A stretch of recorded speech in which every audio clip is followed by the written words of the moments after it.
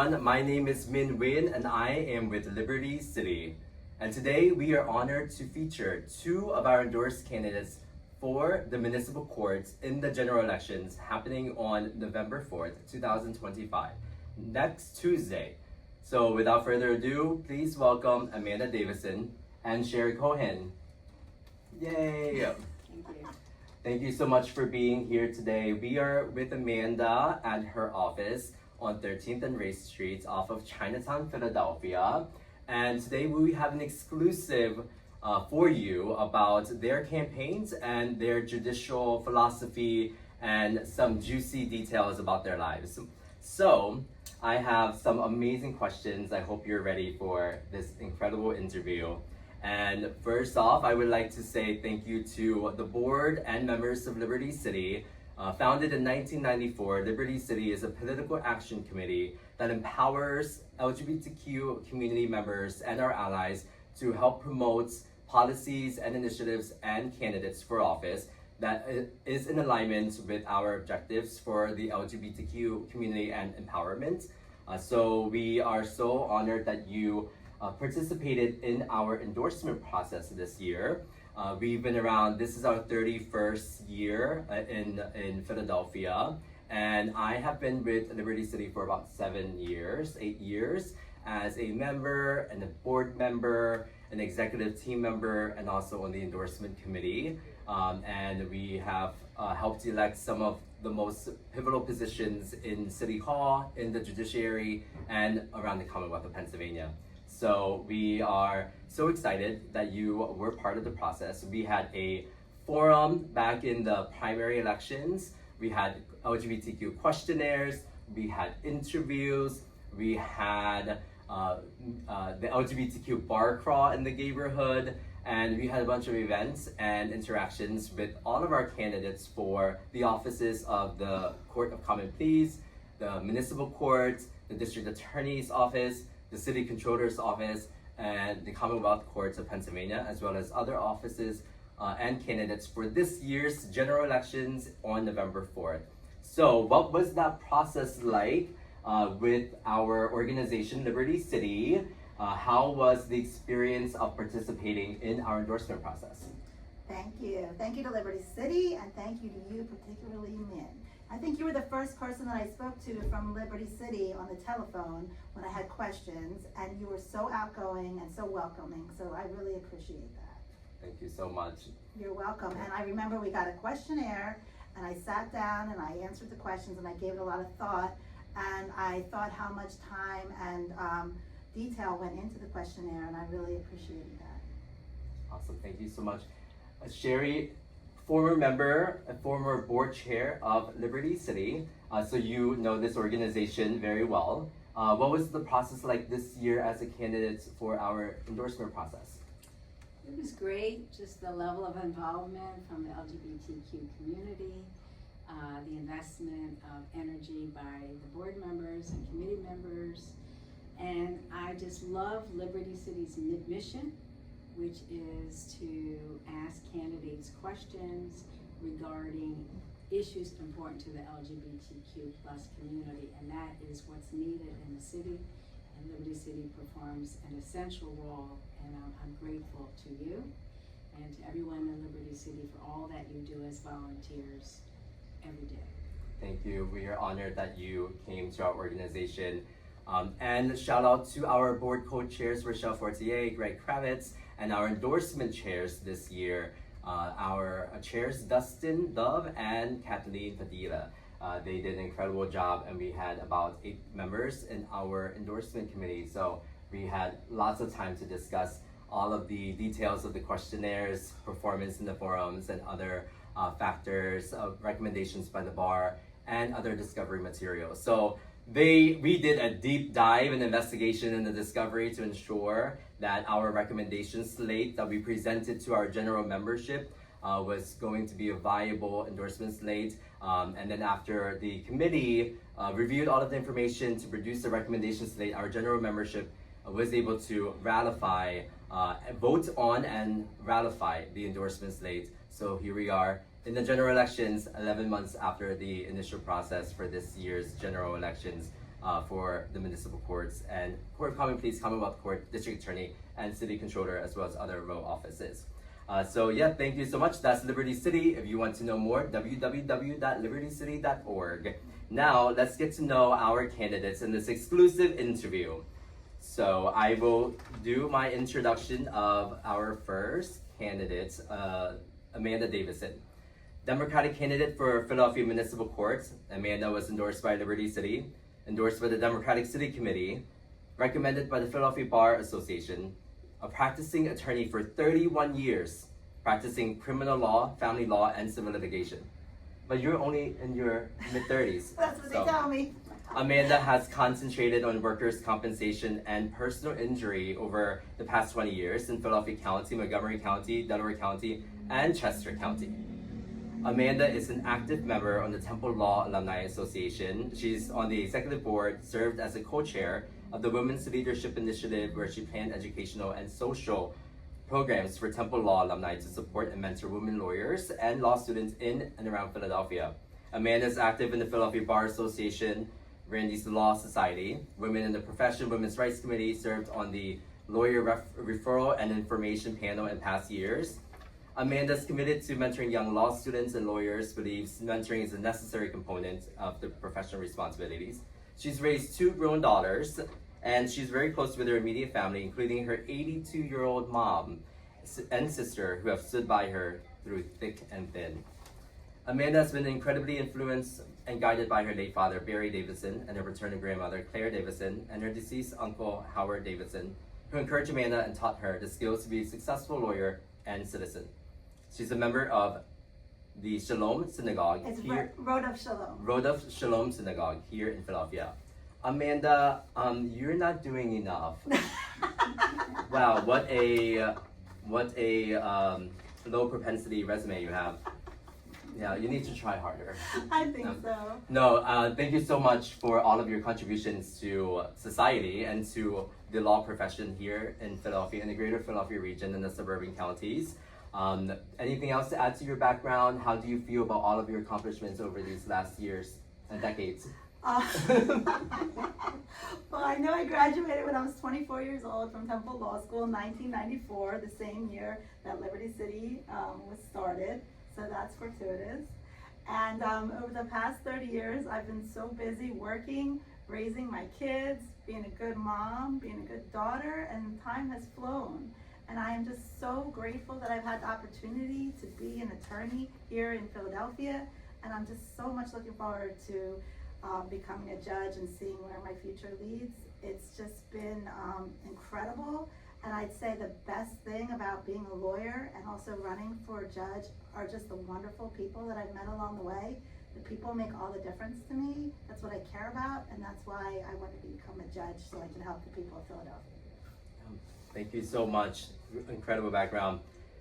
Sherrie Cohen, you have been a lifelong activist in racial, social, and economic justice movements, a lesbian, feminist, and democratic socialist, a tenant rights attorney. You've been involved in recent years with housing justice, criminal justice reform movements in the area of housing. You've been engaged with the Philadelphia Coalition for Affordable Communities in their fights to increase funding to the Housing Trust Fund for the building of low-income housing in Philadelphia. You also have participated on Power's Live Free team to fight for an end to cash bail. You've also been a board chair and member of Liberty City. Your father was a city council member, and you have ran for other offices, so you've had a lot of campaign experience. You've been parts of different organizations throughout the city of Philadelphia. Your wife, I met her during your campaign launch party. She's lovely. How many years has it been since you've been married? You're trying to get me on that. 22. 22 years. Wow. So when did you get married? Well, since same-sex marriage was only made legal in recent years, we got married in 2016. So 7 years. Yeah. So the Berger case was in 2013. So 3 years after same-sex marriage was legalized in the United States. But together, like in domestic partnership and other unions since for 22 years. You also graduated from. I graduated from University of Pennsylvania, was my undergrad, And then I was living outside the city later on, and I went to a school in Miami for law school. You went to the Miami for law school? Yeah, No. St. Thomas University School of Law in Miami. I was living there then. Wow, that's incredible. And I That's Party graduated- Central. That's Party That's Central true, right there. That's true. So that's incredible. Wow, University of Pennsylvania. What did you undergrad in? I am one of the students who helped to co-found the Women's Studies program and the Women's Studies major, and initially the Penn Women's Center. So they didn't yet have a Women's Studies major because we were in the process of developing it. So I had what was then called an individualized major, but my thesis was on women, social structure, and social change.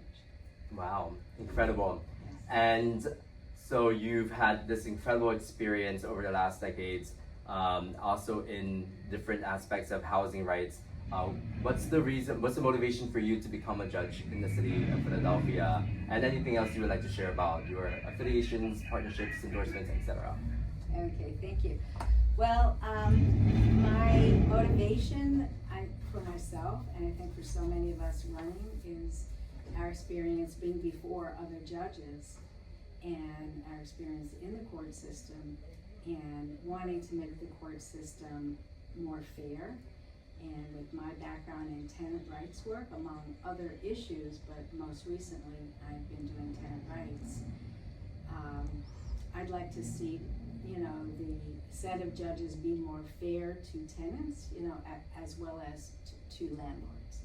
So I think with my background and my understanding, I will bring that to the bench.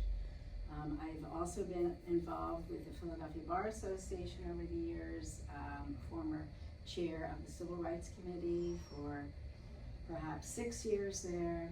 I was also involved with Liberty City for many years, maybe 8 to 10 years, head of various committees as well as co-chair of the board.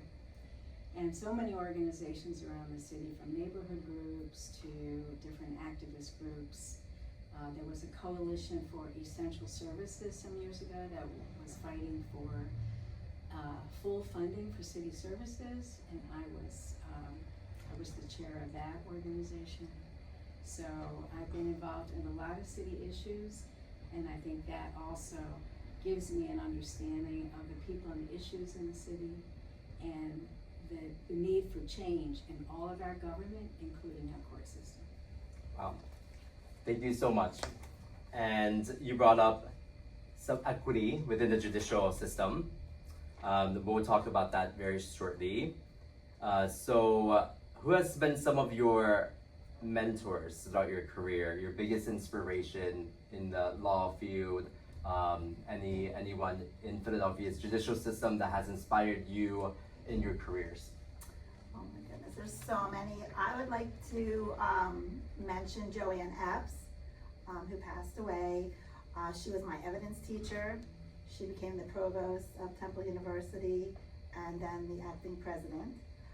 She taught me so much about being a lawyer and being a civic-minded person and the importance of giving back. So Joanne Epps, Judge Sandy Moss, retired Judge Annette Rizzo. There's so many judges that have helped me along the way and have encouraged me. And my family, just having a really strong grandmother. My dad's mother was a Philadelphia school teacher, and she was just charming. Everyone loved her. She worked hard, she played hard, and she made me feel special.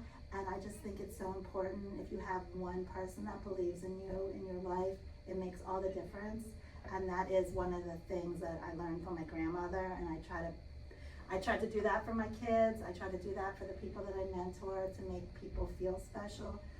My father, who really just loved to read, he loved to think, he loved to talk about how things in society could be so much better.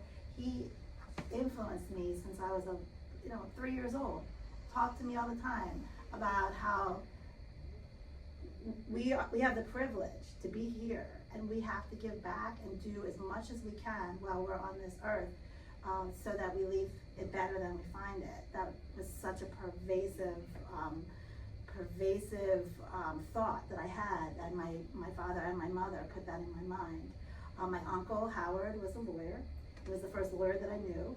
He was the most entertaining, intelligent, funniest person at Thanksgiving dinner, and I wanted to be like that. And I wanted to be the person that everyone looked to for advice, that everyone looked to for counsel.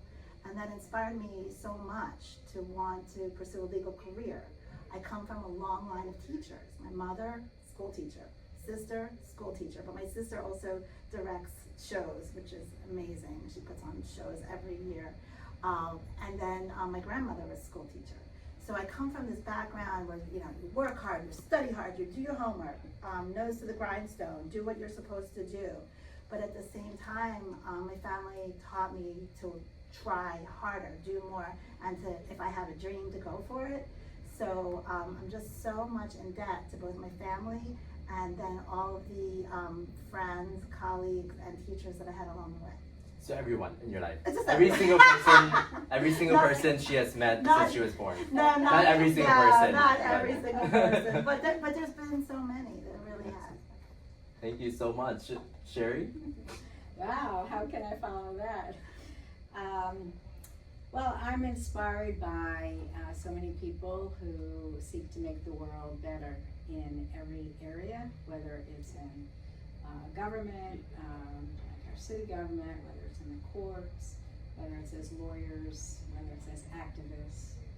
So I grew up in an activist family. So ever since I was tiny, I was going to protests and demonstrations for civil rights, against the Vietnam War. And my father ended up running for city council and was on city councilman David Cohen. And so he and my mother also was a community activist, and the two of them met as union organizers. So the importance of people organizing, the importance of the labor union, the importance of civil rights, anti-war, all of that was my childhood.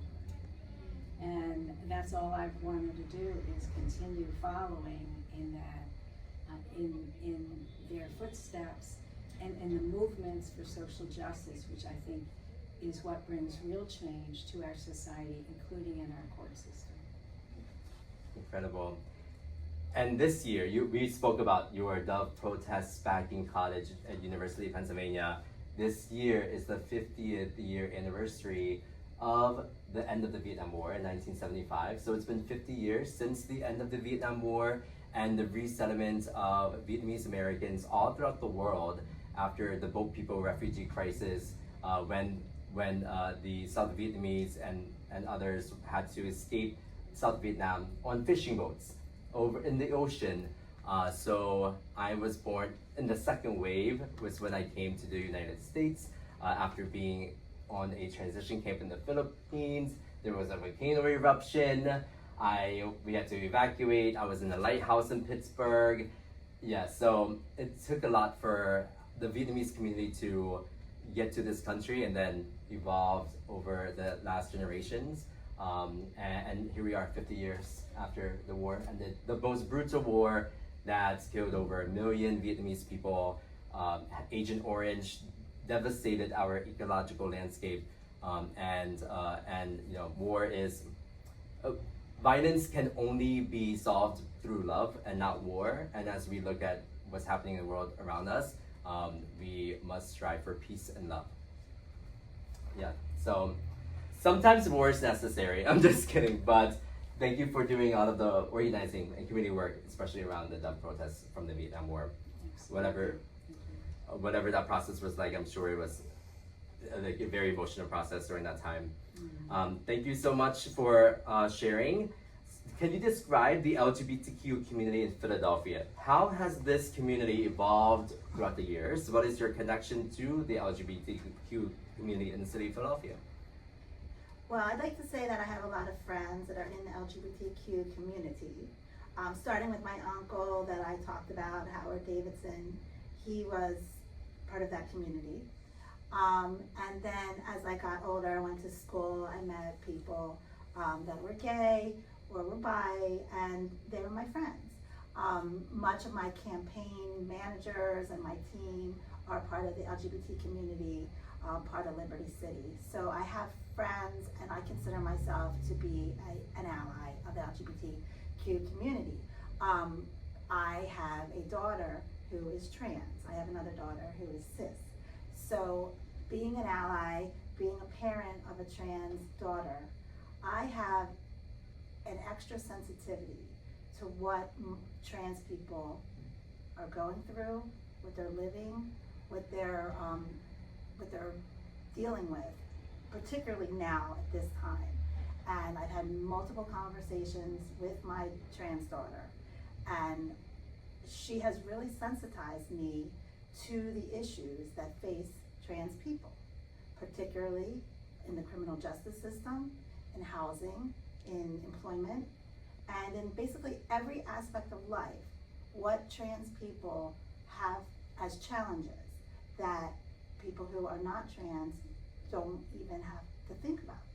And I think it's broadened my horizons. I've always been a sensitive person, I've always been empathetic, but because of my daughter and because of the sensitization and because of the conversations that we've had, I feel like I have a wider, broader understanding, and not that I would favor anybody one way or the other, but I think that in being fair, it's good to understand where the people are coming from that are going to be before me. Thank you so much for sharing. Sherrie? I came out when I was 18 years old, of course, just a few years ago, just joking. In my early days, I know I mentioned the Women's Studies program at Penn, but also some of my first lesbian feminist political involvements was, I started a weekend called the Lesbian Feminist Weekend in 1974, and that group now, after, like, even then, back in the 70s, they changed their name to Sister Space, and they just celebrated their 50th anniversary just a few months ago. So that, I was so happy that that they're still going strong. Then I was, I guess one of my first involvements was a group called CALM, Custody Action for Lesbian Mothers, because lesbian mothers in those days could not expect fairness from the court, so court system. So this was an organization that provided legal help and a variety of assistance to women who were seeking to have custody, whether partial or full custody of their children as lesbian mothers. And actually the work of CALM was recently the front page story in the New York Times on Sunday, on Gay Pride Sunday in New York, so at the end of June, and they look back to that time 50 years ago. And I was, very honored to have been involved, in that work then. Then we had a group called Dyke Tactics. I was a co-founder, and this is in 1975. We protested for there to be a first LGBT civil rights group, and we got assaulted by the security people in City Hall, and then by the police. We were thrown out of City Hall and then kicked down 4 flights of stairs. The 4 flights from City Council chamber to the first floor. A number of the women went to the hospital. We sued the police in federal court for excessive use of force.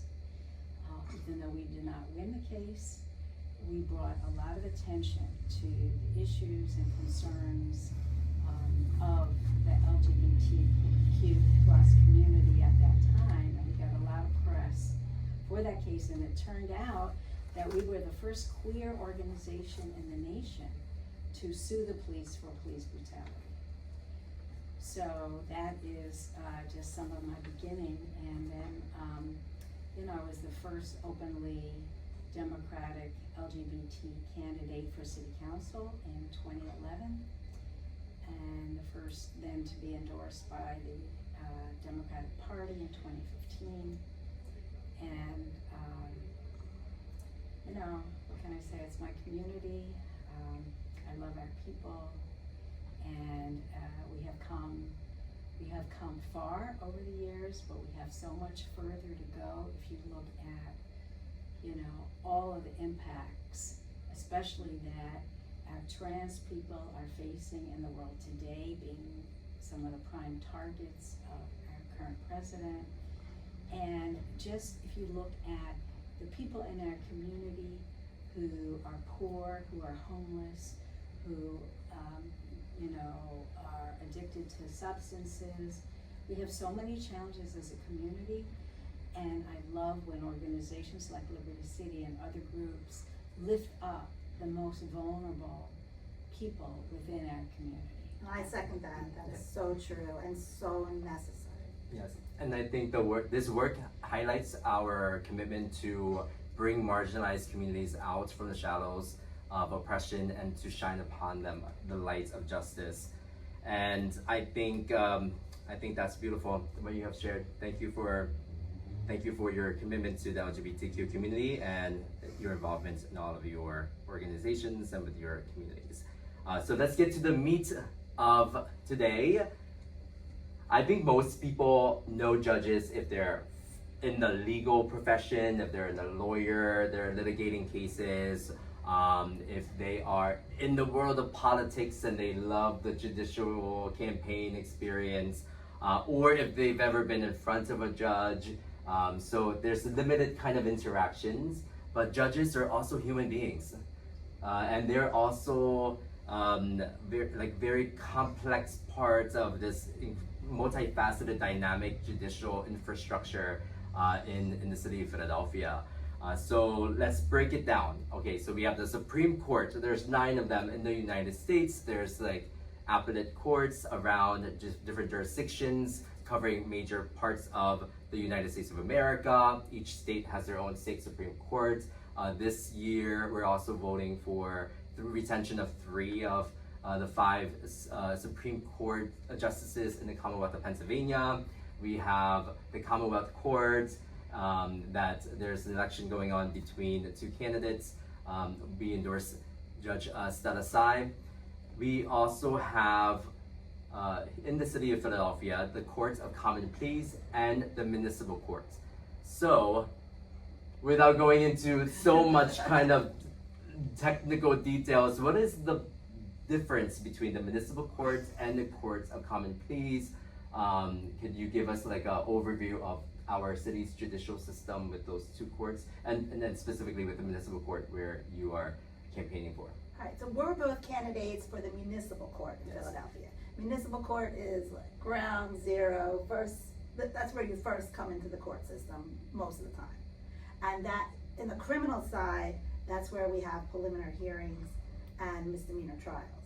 On the civil side, we have landlord-tenant cases, we have small claims court, and we have traffic court appeals. So, and there's a few other things that the municipal court does. So we get criminal and civil cases, and that's where cases primarily start in Philadelphia. Sometimes they end there too. And there is a lot of people in municipal court that don't have lawyers, particularly in landlord-tenant and in small claims. So when people come to municipal court, often they're on their own without an attorney. And that is something that we as candidates for judges, and hopefully if we become judges, we're gonna be interacting a lot with pro se litigants. And those are people pro se, meaning they represent themselves. And so we are going to have patience and understanding when they're not lawyers, they don't know all the laws, and they're coming to a court, possibly the first time ever, and they're seeking some kind of help. And it can be overwhelming, it can be confusing, and that's something that we, sitting as judges, have to understand and be sensitive to. I would say that the municipal court is a place where there are diversionary programs there's different, I guess, programs put in place to try to help people that don't have lawyers so that they're put in the right direction. Sometimes lawyers can be assigned to them in certain programs, and there's a lot of room for creativity.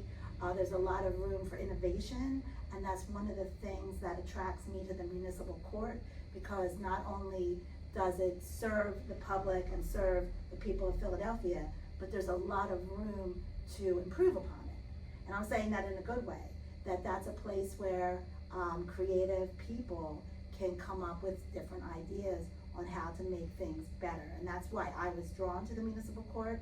The Common Pleas Court is a separate court, and that deals with different, it's still criminal and civil, but it's a different level of court, and those cases that go, that can be possibly appealed from municipal court or going to the next stage will go to the Court of Common Pleas. You want to add anything to that? Yeah, Is that it? I thought that was great. Yeah, one difference is in civil cases, as Amanda said, they're called small claims, and the reason for that is they're for up to $12,000 that has been contested, but if you're suing someone for more than that, you would be going to the Court of Common Pleas. So that is one distinction there. And of course, people who go to family court in Philadelphia, that is within Court of Common Pleas. Or juvenile court, which is actually considered part of family court, that is also within the Court of Common Pleas. So there's some cases that we don't get to see in municipal court, but we do get to see a whole lot of cases.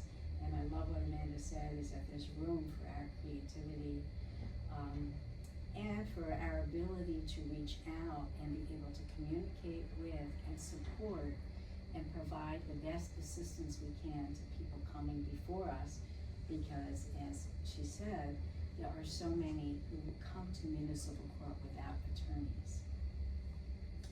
Yeah, very fascinating. I think most people that are not familiar with the judicial system think of judges and the judiciary as a very punitive space where they're trying to maximize the level of sentencing, and some judges may be inclined to do that depending on the circumstances and the evidence of a specific case.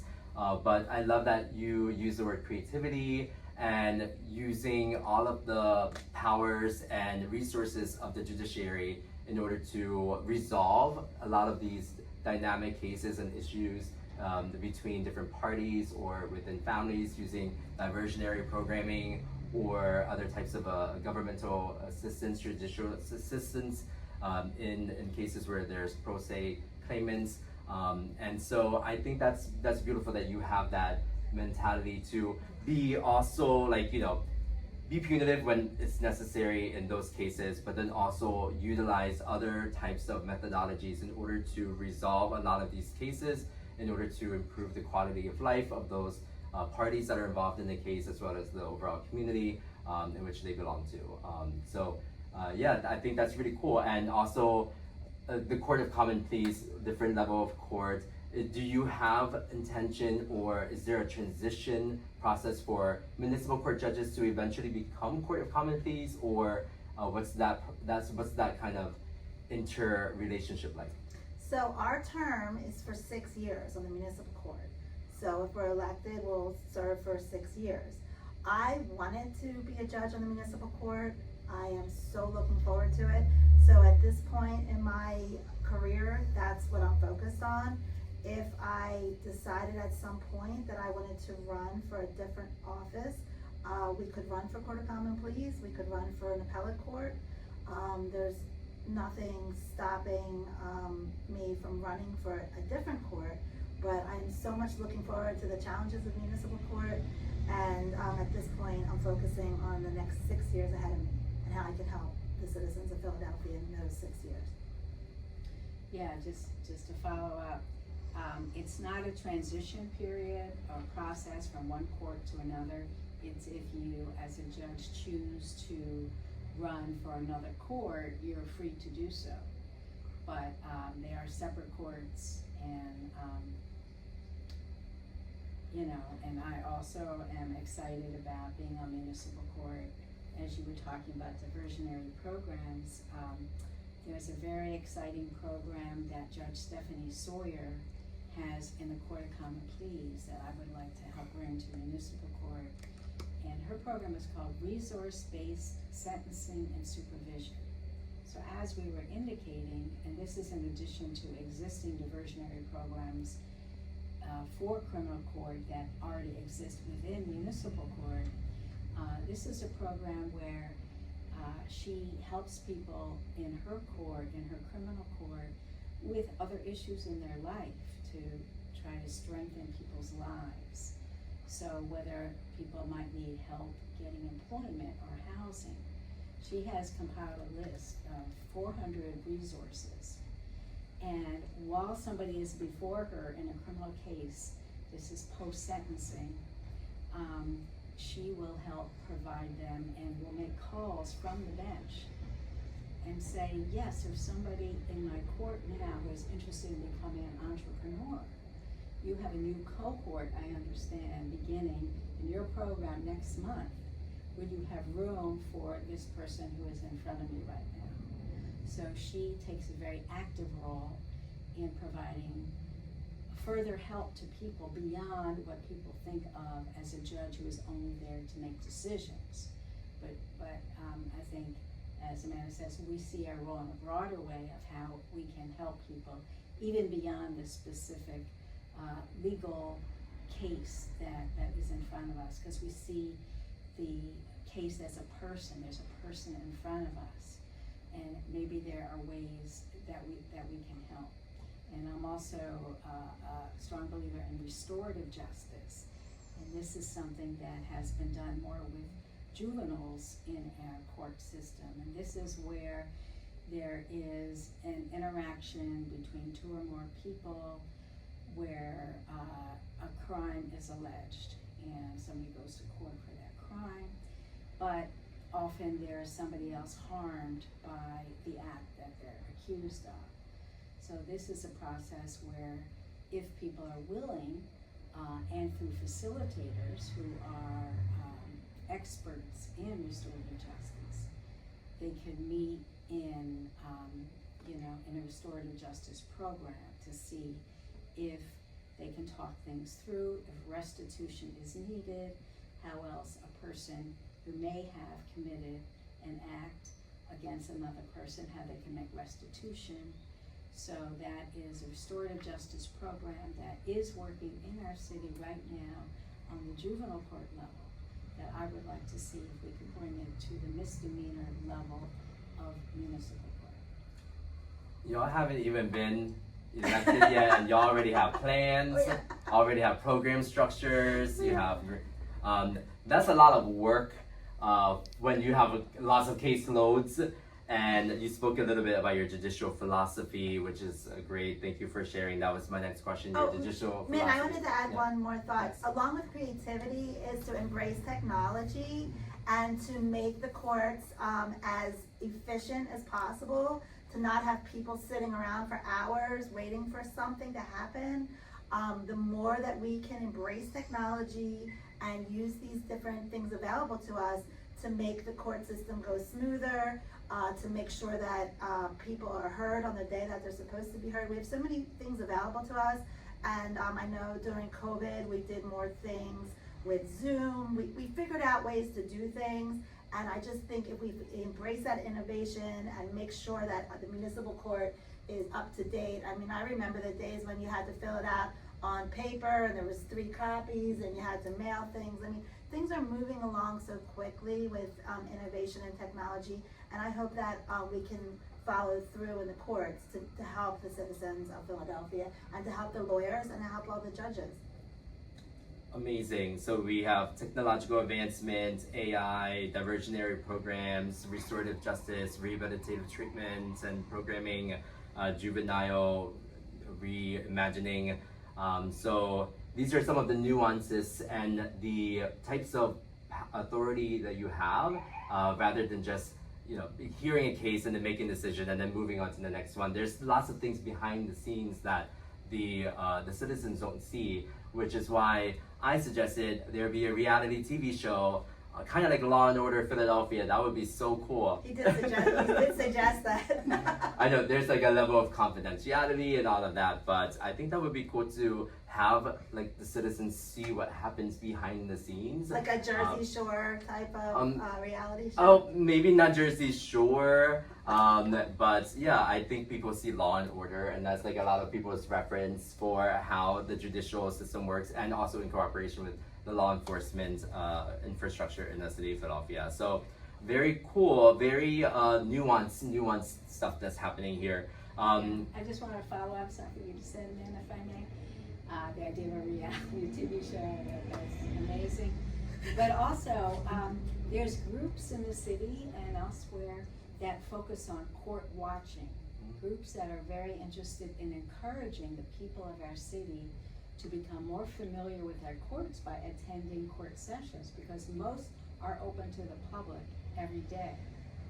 And there's some who will watch, like how this judge is doing, that judge, and they'll sit there and they'll take notes and talk about it. And, but I just want to say that to follow up your idea of, you know, a TV show, it's something that to have a more participatory democracy on all levels of government.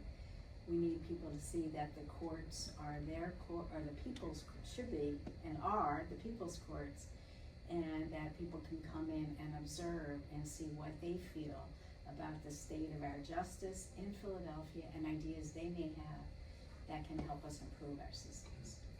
Kind of like America's Next Top Model, America's Next Top Municipal Court Judge runway. And if we need an agent, I guess we could find one somewhere nearby. I studied international business law and dance, and I wanted to also go into law school. I was in the Marine Corps Officer Candidate School, was pursuing JAG, wanted to prosecute international terrorism. The torture reports came out. I graduated, didn't go to the basic school, got a job doing community development organizing instead. But I've always wanted to go into law, and like in my law classes, and I did mock trial in high school. We were like statewide finalists, and we also I also did mock trial in college as well, international business program at Temple University, law school business. Nice. And my law professor, she said, "Min, you're great at all of the mock simulations, but you're stiff. You need to take acting and dance." And that's how I became also a dance major. I took acting, movement improvisation, and Temple University's Boyer College of Music and Dance had a modern dance technique, and also the dance chair founded in West African, so I'm trained in modern and West African, and it just helped me with, like, you know, the experience of studying international business and law as an undergrad. So I was like doing pirouettes. I object pirouettes. I thought I was like the Asian Legally Blonde. But it was so much fun. I wish I went to law school, Well, but there's always time. Still possible. It's I right. didn't go to law school till I was 35. I don't know what law school would accept me. But I think maybe I would like do what Kim Kardashian's doing in California. She's about to be a lawyer, 6 years apprenticeship. We don't have that in the Commonwealth of Pennsylvania. But I think that's a great way to actually potentially become a lawyer, to do apprenticeship programs. Well, because you're good at so many things. I know, It must be hard for you to choose. I have to show houses. I can't be going to law school. I would be missing classes because I have closings, because I have clients. But and you said we're busy. You said we're busy. Look at you. I mean, yeah, I'm Asian, so we have like 10 jobs. Like, you know, like I'm not gonna have another law school. My mom is like, "Why don't you just do law?" And I'm like, "You have to go to law school." It's only 3 years full time, 4 years part time if you go at night. Yeah. But thank you for your commitment to law school and to Go Temple. Yes, Beasley, we love you, Beasley. All right, so yeah, you spoke a little bit about your opinions on the judicial system in the city of Philadelphia, some of the effectiveness in administration and the adjudication and the improvements of the legal process and infrastructure. I hear there's like, you know, things that can be streamlined, things, caseloads that can be kind of managed in a more efficient way using technology, etc. So yeah, any last thoughts about the judicial system in the city of Philadelphia? How would you rate it now? And what is your vision for Philadelphia's judicial system moving into this new generation, especially with, like you said, technology and AI? So I'm very optimistic with the people that have been endorsed by Liberty City and all the Common Pleas judges and Municipal Court judges that hopefully will get elected next week. We have a great slate of people, and I think everybody has a similar idea that we're focused on the individual. I mean, that's really important. Being a trial attorney, doing civil and criminal law for all these years, I've seen wonderful judges. I know when I'm treated fairly. I know my client's being treated fairly. It's very obvious when things are fair, the law is applied, the judge knows the law, and if the judge doesn't know the law or has a question, they take a break, they might look into it, they come back. Those are the kind of judges where it feels like the system is working and people are treated fairly. Even if you don't win, if you're treated fairly and you're heard, it makes all the difference and you feel like the system works. And that's something that's so important. And I know what that's like being an attorney. So that's the judge I want to be, the person that is fair, the person that is knowledgeable, the person that applies the law, due process, equal protection. I mean, that's what we need. And then to couple that with an empathetic person who's sitting on the bench, who's mindful of all the things that are going on around us. I mean, that's what I hope for to have in a judge, and that's the kind of judge that I want to be. I want to give back to a wonderful city that's been so good to me, and I feel optimistic about the future, and I'm just really looking forward to the next 6 years. And thank you so much for this opportunity to talk with you and with Sherrie and with our audience. Beautiful.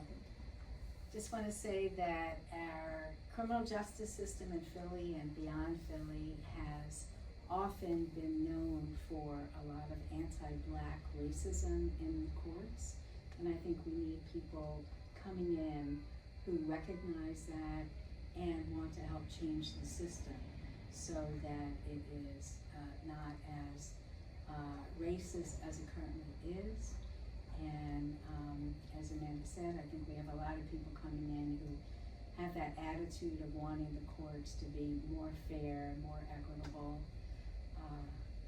because when our criminal justice systems are unfair and racist,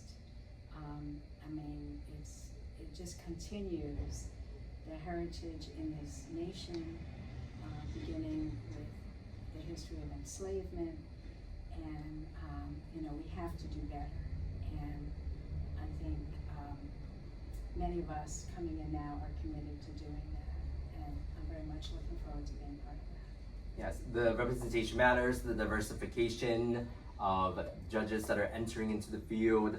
And I've been doing this with Liberty City for about 7 years now, and the last judicial race, I think there were 9 new judges, a very diverse group of individuals that came into the to the judiciary. The same with this roster of new judges. We have a very diverse slate, and I'm really proud of all the people that are endorsed by Liberty City and by the Democratic City Committee. I also wanted to add that when I went around the city, and this was the first time that I ran for office, and it was an amazing experience. No matter where I went, no matter who I talked to, people came to me, they held my hand, they talked to me, they welcomed me, and they said, we just want judges that are fair. We want judges that are fair. And it was such a simple message, but it's the most important thing, and it really is. Yes. We can get into more technical things about like the cash bail system, but that should be for another session with someone more experienced than myself. I'm just a realtor, but the November general elections are happening next week, November 4th. So remember to vote. If you have any questions, vote.phila.gov. What is your campaign? What will you be doing the next 7 days as you prepare for the general elections? What do you do? What is your operational game plan? Well, there's lots of community events, civic association meetings, ward meetings who have invited us as candidates to come and speak. I know you spoke a bit earlier about the other candidates running in this race, and I just really want to urge everyone to come out and vote The Supreme Court race in Pennsylvania is super important. We have tons of money coming into our state, and I'm sure many of you have received materials already in your mail that, Republicans, Elon Musk even, a man by the name of Yass, who's the wealthiest man in the state, is pouring money in there. They're trying to defeat our three current Supreme Court justices running for retention. So we really want to urge people to come out and vote. This is a very important election, and it's not just that election. It's also, as Min, you mentioned earlier, there's other people and other Democrats running for our Superior Court, one of our appellate courts, our Commonwealth Court, another appellate court. And, we're really urging people to consider the top of the ticket in terms of the judges, because those are the races that are really competitive. Right now, Amanda and I are in a position where there's nobody running against us, no Republicans, no independents, no campaigns by mail or email against us to try to defeat us. So we're urging, that the people of Philadelphia come out, please spread the word. This should not be a sleeper election, because if we sleep through it, then we may lose not just the Democratic majority on our state Supreme Court, but with that, that could have a very big impact on the next presidential election. We need people to come out and vote. This weekend, I'm going to be knocking on doors with some of the wards. I think I'm supposed to be over in Fairmount, and also in South Philadelphia. Philadelphia has to show up in a big way and vote. I mean, it's going to make a difference. We have to show that Philadelphia cares. We care about our judges, and you show that you care by voting. And it's really important. So tell everybody that you know to come out and vote. If you haven't voted by mail, you come out on election day and vote. Yes. We thank you so much for that message. And I'm a judge of elections in the 40th ward, so I facilitate elections in my ward. I love being a judge of elections. It's so much fun. So please vote yes on the retentions for the three Supreme Court justices in the Commonwealth of Pennsylvania. Vote yes on Commonwealth Court candidates, Judge Statasai. Vote yes on all of our endorsed candidates. We have our endorsement slate. You can look at that in our Instagram, our Facebook, our website. We are so excited for this next election. Our voter turnout is so low in the city of Philadelphia, but if the city of Philadelphia increases our 17 to 32% voting percentage to like even 50%, y'all, we could control Commonwealth electoral gubernatorial politics now. Come on, let's go. And I think, we should also maybe potentially, this is my personal opinion, that Liberty City maybe open up the closed primary system, maybe make voting a national holiday. We've expanded a lot of mail-in ballots and other types of methods for you to vote in the city of Philadelphia. And again, if you have any questions, vote.philly.gov. Rapid fire questions before we end this. Okay, what is your favorite food, and where's the best place to get that food in Philadelphia? Oh, my favorite food, I'm gonna go with D'Alessandro steak sandwiches. Ooh, love it. The Roxborough East Walls, right? Yes. Yeah. My favorite food now is Korean, and I would say Dubu, Cafe Dubu, right outside the city in Ockensburg. Favorite Philadelphia landmark or building or historic site? I'm going with the Art Museum. Well, I've always been a fan of City Hall. I think it's a beautiful building. Favorite place to travel? Favorite place to travel, I'm going with Fort Lauderdale. Oh, I love Fort Lauderdale. Las Olas Boulevard. Oh, wow, yeah. As a former Miamian, yeah, I know what you mean. I love to travel, so I would say Hawaii. I haven't been to Hawaii in a while. I lived there for a few months when I was younger. I would love to go back. Ooh, I was in Waikiki Beach in Honolulu. Love it. Favorite hobby? Sports or hobby or leisure activity? I listen to country music to relax. Yeah. Your favorite country artist? Oh my goodness. Oh, there's so many of them. I'm gonna go with Reba McEntire. Reba McEntire. Old Okay, school. see her boots? Got the cowboy Like, boots. I'm not sure if you can see it, but she's wearing colorful cowboy boots. Yes, and Willie Nelson too. Oh, nice. Awesome. I always say reading. I love reading history, politics. That's my thing. Oh, that was my next question. Favorite book, must-read book, or podcast? Oh my goodness. I love to read also. Daughter of an English teacher. I'm gonna say Anna Karenina. Wow. Yeah. I would say for a podcast, I listen to Democracy Now! With Amy Goodman every day. So I would say that. And last rapid-fire question. What's your deepest, darkest secret? Oh, I'm not telling you. No Or what is way. something that people don't know about you that would surprise them? All right, here's something. I was born in Fairbanks, Alaska. Oh, wow. Alaska. Yeah, Penguins. awesome.